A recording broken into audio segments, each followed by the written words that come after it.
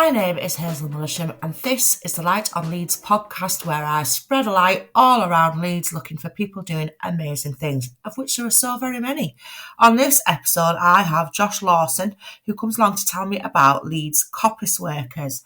Leeds Coppice Workers is a cooperative. It's committed to restoring and managing neglected and underused woodlands in the Leeds area. So they create jobs in Leeds woodlands for members. They promote the use of locally sourced woodland products. They want to reintegrate local people to the woodlands and show them how woodland can be managed in a sustainable and ecologically sound way. They train people, they share skills in woodland-related activities. Josh was a great guest. It's very interesting, and I think you're going to enjoy it.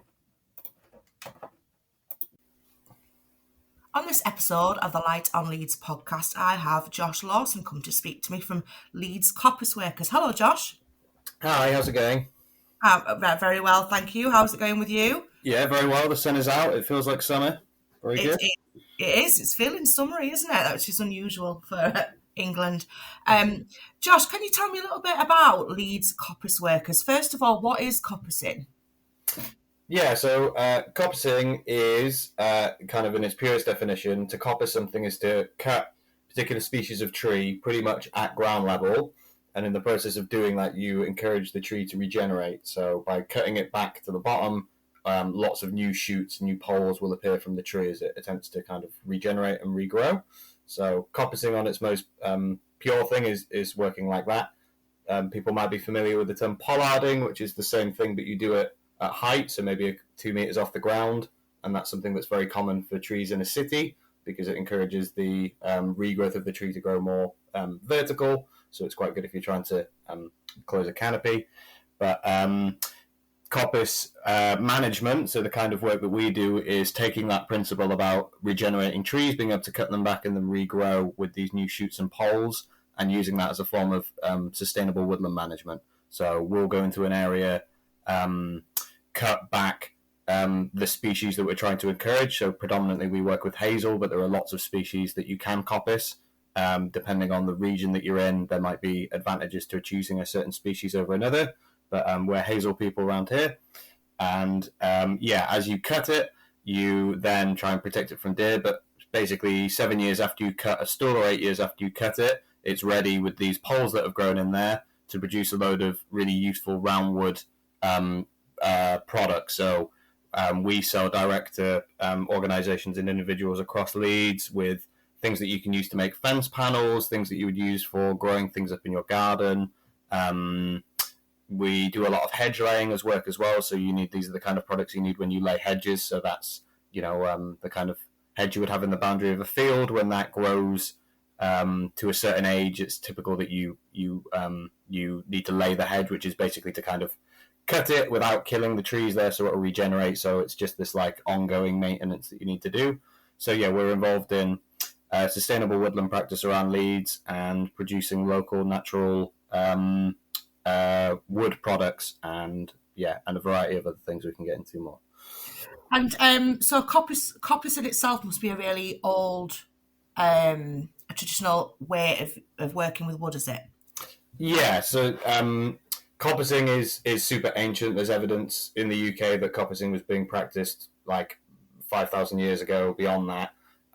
Simply because it's like with particular types of tree, if you go out and observe a hazel tree that hasn't been cut or managed, you'll see that it can end up quite big, quite bendy, not necessarily the kind of timber that you'll get from that's usable for something else directly, whereas when you coppice and manage things, it provides quite a direct way to get access to product that you don't need to work on anymore. You can just kind of use it.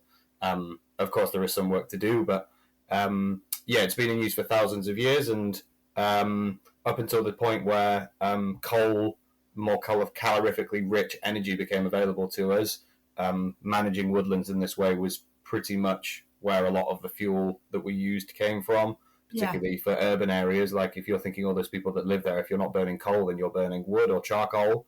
So in coppicing a tree, you essentially are opening up the canopy of an area because you're cutting back all of that older mature growth with all the leaf coverage and things like that. So by opening up that canopy for the things that regrow, there's a lot of light available, but you're essentially able to produce more biomass. So managing a woodland through coppicing, you're regenerating the trees that are there and also essentially allowing those younger trees grow more quickly than big old trees. So coppicing is also a way to kind of increase the density of yield, if you want to be brutal about it. But essentially, yeah, you can get a lot more from working it in that way, and the kind of products you're getting out of it are more directly useful for things. But up until the first half of the 20th century, there was still quite a strong coppice culture throughout the UK, but that's diminished quite significantly. So, And is that because of sort of skills not getting passed down to people? What is that about? what is that about? It's the the loss of demand for those as products. Like a lot of that stuff is being supplanted by cheaper imported materials. So bamboo would be an example for that. A lot of traditional craft things have slowed down or become less valued. So a lot of incidental usage of the products that would, for local craftsmen, like things like hedge laying and other things like that, also becoming a diminishing craft. Some parts of the UK have retained a much stronger culture in it. So in the southwest, there is still continuous coppice that's been going on, and it's a very high grade of thing that they're working. And people will pay to have access to a place because it's such a good product there that but you can still essentially pay rent to access it and make it profitable. The situation in Leeds and Yorkshire is very different. So the woodlands that we manage across the city and the sort of wider Leeds region have previously will have been managed. So it's generally an indicator for older woodland. If there is a woodland that is old, it's generally a sign that it's been worked, and that's why it's still here. Right. That's why it isn't a field or a plantation or something. It's because it's been productive woodland. Might be because it's on very marginal ground, so it's not really good for anything else. But we're basically going back into places that haven't been worked for some generations now, because there's been that loss of skill and also that engagement, and just as within the public consciousness, we don't work the woods like we used to. Certainly, woods have amenity value, or woods are like a plantation. And a lot of the work we do is actually restorative work, is re-establishing rotations of coppice that may have been there before but are no longer there, and sort of rebuilding that up. So it does take quite a long time to get things back up into a really healthy rotation, in terms of when you do you need to do multiple cuts to get the grade of it back up, and things that are a bit more technical. But we're going through that phase now of kind of doing a lot of the hard work of establishing systems that, once they're in place, like a coppice rotation, can last over, depends how long you are trying to grow the things for, but once it's going, it pretty much will go on forever. Mm-hmm. So in terms of the sustainability of management, you end up with it's a managed ecosystem, it's a managed woodland, but it's a woodland that has a lot of biodiversity and is providing productive yield for things. Like, we produce a lot of firewood and charcoal and other products out of the woods as well. So if you're looking for to lower your impact in terms of the resources you use in your daily life, we need to think about more how we utilize the natural resources that are around us in a sustainable way. And coppicing is the way to productively and sustainably manage a woodland, so that we can utilize the resources that are there, so we're not having to utilize resources that are unsustainable or come from very far away. Yeah, of course, yeah. And how do you identify these woods? Do people come to you, or do you search them out? How does that work? Yeah, it's a good question. In the typical fashion of the UK, access to land is a complicated issue. So who has woodland tends to be who we work with is either the council or small third sector organisations, so the Yorkshire Wildlife Trust, organisations like this that are sort of doing woodland management. We offer that specialisation in coppicing that we can bring into that. So the sites that we work them on a basis of, but essentially in exchange for the product that we remove from it. So we're able to also offer a very beneficial service to landowners with woodlands to put in a sustainable management plan and kind of be the act in getting that established and doing that work for it. But we would dream maybe one day of having access to our own woods or something like that. But that would be quite expensive and definitely more of a dream. Yeah, well, you never know. You've got to dream, haven't you, Josh? And how did you get involved in the first place? Have you been involved in Leeds Coppice Workers from the beginning? No, I've not been from the beginning. I've been there maybe 2 or 3 years now. COVID is a bit of a time warp. It was set up by a couple of people that are invested in bringing back active coppice management to the area. Maybe 7-8 years ago now. And I'm a newer member. There are 7 of us there in total. We all work part-time. So we all have other things that we do in our lives generally. Like there are tree surgeons and forest school teachers and builders and a mix of the other things that make up our lives. My involvement into coppice things was just wanting to be more involved in practical outdoor work, particularly woodland work, working with wood. And it's difficult as an industry if you want to get into forestry. So when I did my chainsaw license, speaking to people that were maybe on a slightly different track and they're working in plantations and the big machines that were all required with this, as well as all the chainsawing, that was something that didn't resonate with me in terms of the relationship to the land and the work you're doing, and also what can be kind of the work culture in that kind of environment. So my attraction to the Coppice Workers was the sustainability of the practice that we do, and also kind of the nature of the work. We do a lot of trying to engage with local communities and bringing people into the woods, thinking about how to connect people, reintegrate people with their local woodlands and show them how they can be managed. And kind of that really appeals to me as sort of demonstrating the alternatives by being out there and doing it and being proactive and showing that to other people. So it resonates with me in terms of the type of work I like to do, but also the ethics of how we work. So Leeds Coppice Workers is a workers co-op, so we all collectively manage the business as well, which adds lots of complications and challenges to things, but also gives us all a great sense of investment and autonomy and into what we're doing and how we're doing it and all this kind of thing. So it's it resonates on a couple of levels with me. It's very nice stuff. Oh, brilliant. And so obviously it is really important to educate people, because I'm sure you're not, but a lot of people, including myself, you can become sort of divorced from things like that, can't you? And when you go and visit a wood, because I'm really lucky, I live near Middleton Woods, which is just beautiful. But you kind of forget what woods were kind of there for and the purpose. Not so much in Middleton Woods, because there's lots of information about, using it for coal mines and things like that. But so a lot of your work is sort of outreach. So do you deal with kind of schools and voluntary groups and things like that? So we run, last season we were running them quite often, but we do at least one volunteer day a month where people come join us in the wood, and it's very much we're getting on with the work of the woodlands. It's a very practical engagement with things. The work that we do with other organisations, it tends to be like we're open to collaboration, and it tends to be where that comes from with things. So we do quite a lot of outreach thing. We ran a woodland gala this year at the Meanwood Valley Urban Farm and another place, so that was just showcasing the products we make and what you can make with them and getting people involved. So we do a mix of those kind of things, but once the season starts, so sort of September, October onward, we're very much just in the woods, getting on with it. Yeah, I can imagine. And so can you tell me a little bit about some of the courses that you run? Yes, we actually have, I'm teaching a course this weekend, which will be an introduction to green woodworking. So that will be things like making spatulas and mallets and stools and things like this. So that's more of the kind of on the crafty side of things. We also do courses on things like making charcoal for people that are interested in seeing what that process is like all the way through.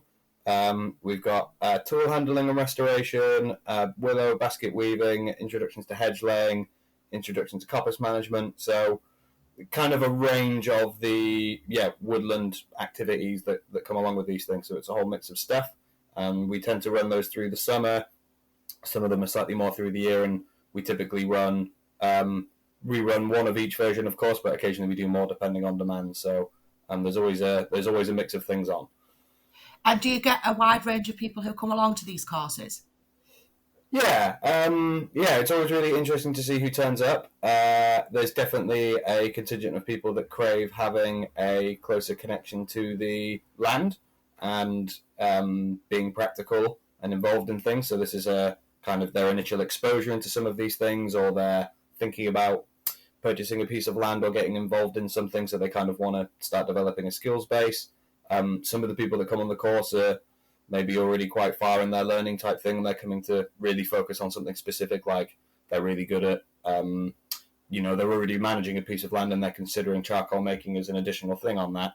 So, for example, the course tomorrow for the Introduction to Green Woodworking, I'll probably have people there that have never held an axe before and want to get into it for the first time, whereas people who have made things before but maybe just want to learn some more particular details or complexity around things. So it will be an interesting mix. It's always an interesting mix of people, and yeah. And are you always looking for volunteers to help you with the work that you're doing? Yep, generally for volunteer days, we will take on as many people as we can feel like we can manage for that session, so to make sure that it feels like a rewarding experience for both parties. Mm-hmm. So anyone that is interested should always get in touch with us, even if we don't have anything available immediately. We add everyone to a kind of mailing list and a contact list and make sure that we keep them abreast of what we have going on in future. So if you're interested in hanging out in the woods and playing with tools and sticks, then we're your friends. Well, it sounds fantastic. I know for a fact I've got a friend called Honor who does lots of sort of forest school courses and things like that. I know she'd be really into it. Can you tell me a little bit about the woodlands that you're currently looking after? So you have, just from looking at your website, Castle Hills near Micklefield, Petrel Woods near Thornet, and Town Close Woods near Kippax. Are they all very different woodlands? Yeah, like every woodland has its own story and history and everything else like that.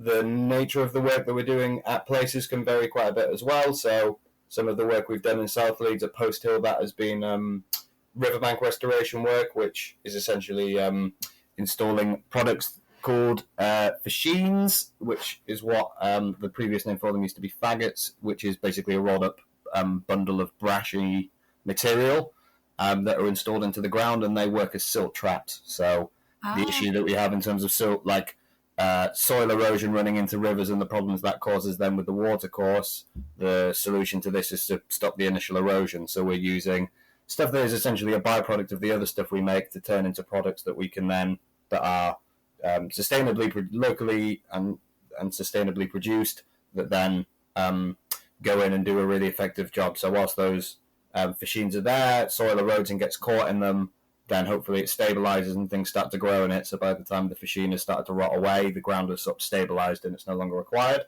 So that, for example, would be there. It's been more specifically thinking about that work and what we can do with that. Whereas, say, for some of the woodlands we have in East Leeds, there are potentially areas that have maybe been managed a bit more recently, or at least have had a proactive management plan. So they're areas where we are establishing coppice and we're working on setting up rotations and cutting product and producing firewood and things like that. So it's a little mix across the board, but generally the sites we work, you don't, if you cut and establish a coop, which is what a area of coppice is called, you want to be back there. You're essentially doing all the work now for the payoff in, a couple of 8 years later for when it's regrown. So a lot of the sites we're in, we're there and we're working on them, and then we'll be back over, it's kind of a 15-year commitment to being there in terms of continuing the work and to see the payoff on it. So a bit season to season, it changes a little bit depending on which section of which particular woodland we're working in, but that's kind of the beauty of the work, is understanding the complexity and history of the area that you're working in and working alongside that, rather than it, say, being a plantation where everything is very homogenous and that you have a very broad stroke approach to maybe how you manage that. We generally sort of narrow down on each site we're working on, because one year we might be cutting somewhere that has been very productive, whereas the following year we might be cutting an area that hasn't been worked for a long time, so it's in a state of disrepair. So it varies quite a lot between site to site, but generally we're working thinking about what we need in terms of the work we do and the coppice and the products we want to produce, but also what's best for the woodland and what are the needs of the landowner, and kind of blending that all together. Yeah.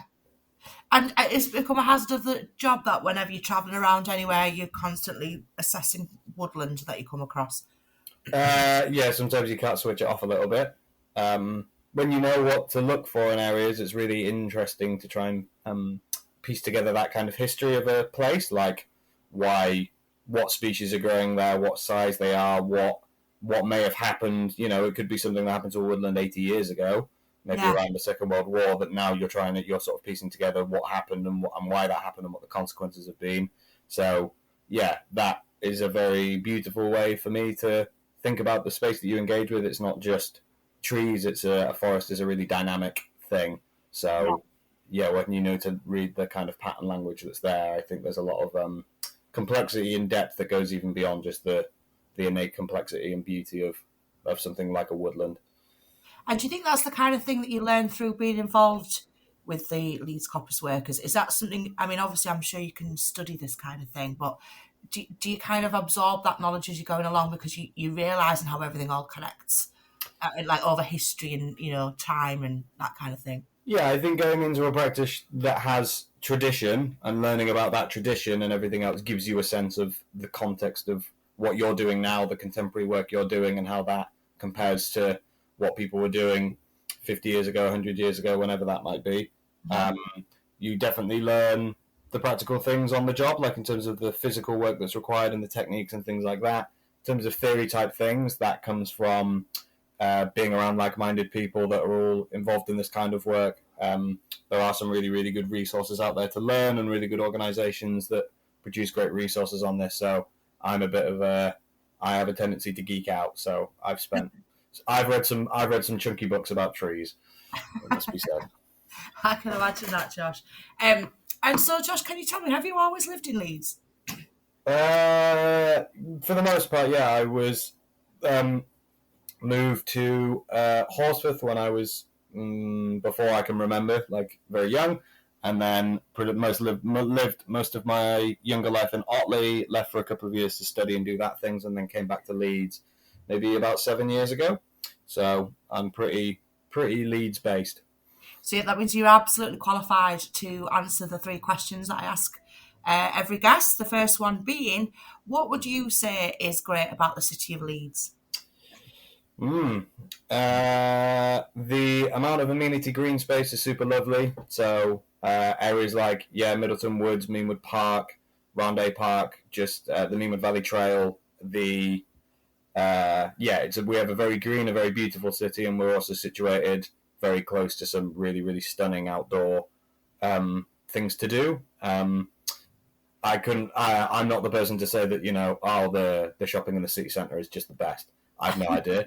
I spend my time trying to find beautiful outdoor places to be, and Leeds has many of those to offer, so that's very nice. It doesn't have it's sprawling, but it doesn't have the kind of dense urban sprawl that maybe you feel with Manchester and London and places like that. There's a sense of a bit of spaciousness, a slightly like down-paced thing. It doesn't feel like anyone's living in Leeds to make a point of, you're not like off to Bristol, off to London, off to somewhere where all the action is. If you're in Leeds, you're here because it's a pleasant pace of life. It's a really sound community of people. Like, Leeds folk are pretty great.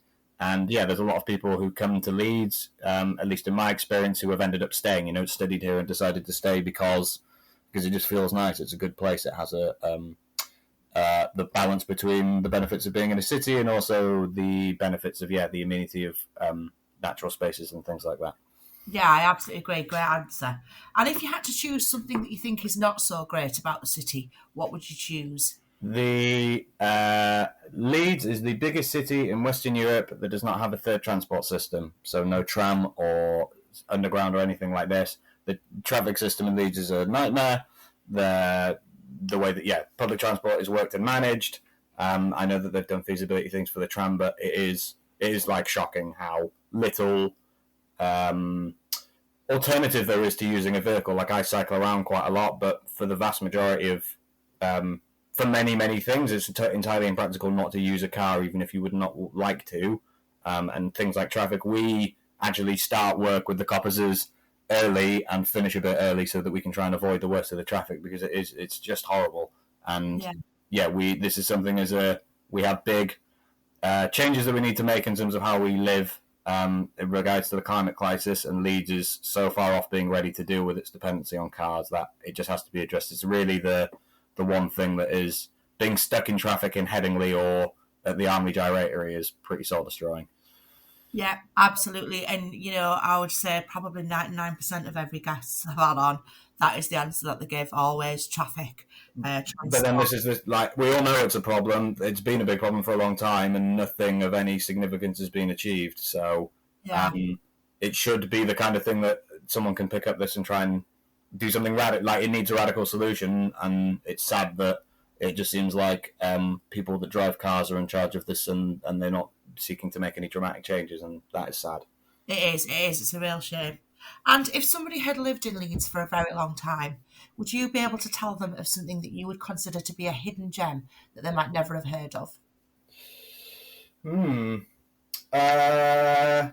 I would. So I've spent a lot of outside of living in Otley in sort of LS6 area of Leeds. I would highly recommend a visit to Bedford Fields Community Garden, which is just north of the Cinder Moor, which is a beautiful little community garden that is just like a wonderful little natural space around a lot of urban busyness that's really lovely. The Meanwood Valley Urban Farm would be another shout. There's some really exciting projects happening down there, a CSA project, food growing and things like that is very beautiful.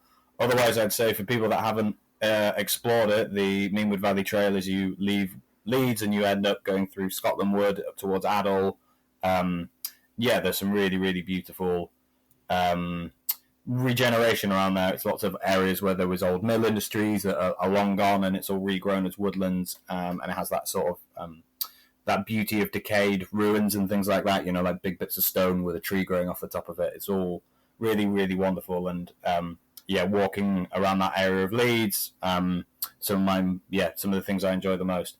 I'd also, as a secondary, if you haven't got up and in spring for the dawn chorus, there are many places in Leeds. Find a bit of a good patch of woodland.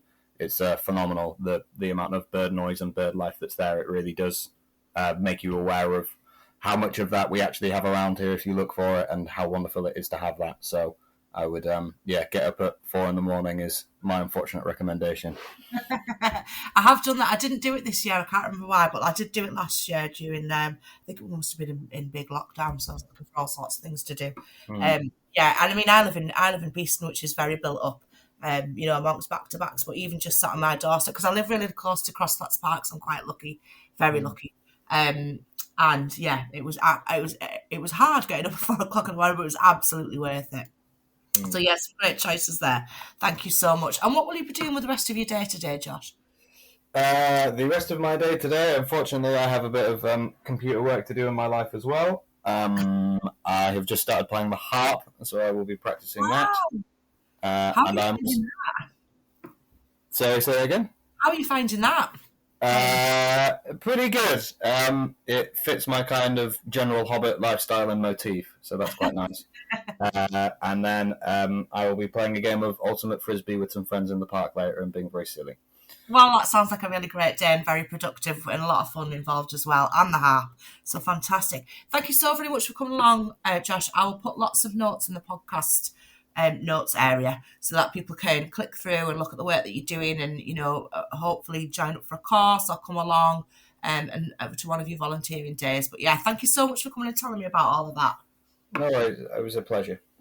Thank you. I had a great time chatting to Joshua about Leeds Coppice Workers. Check out the links in the podcast notes and you can get involved in their courses and all the different various things that they do. The song I've chosen to feature on this episode is Schiehallion. It's by Iona Lane. Iona's debut album Hallival is inspired by natural landscapes, scientific discoveries, equality, human relationships and the supernatural, all tied together by a strong sense of place and a love for being in wild places. It's a beautiful album and I really hope you enjoy this track, Schiehallion. See you soon, Leeds.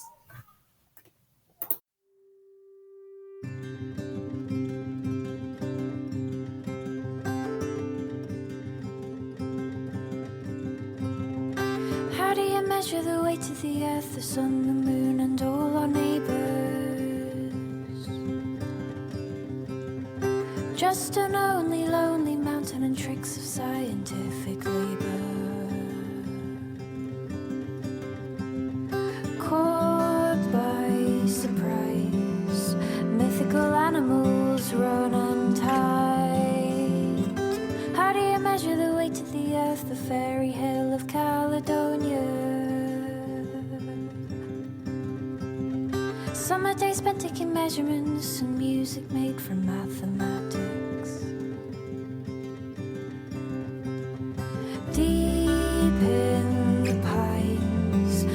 mythical animals meet curious minds, with the stars in their place, beneath Schiehallion knows its way.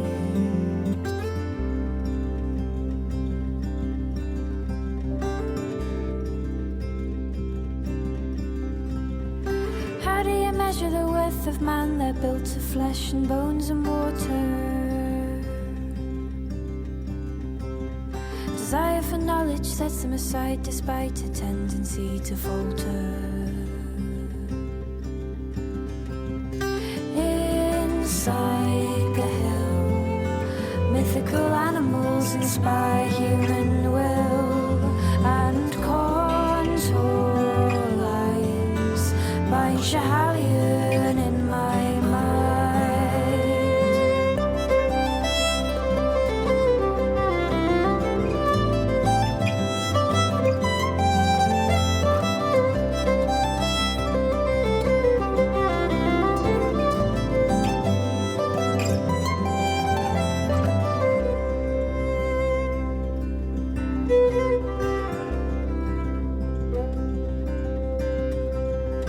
Now that we've measured the weight of the earth, the sun, the moon, and all our neighbours, what's left to do but to celebrate, knowing what we know from nature? Long into the night, a local fiddler's tune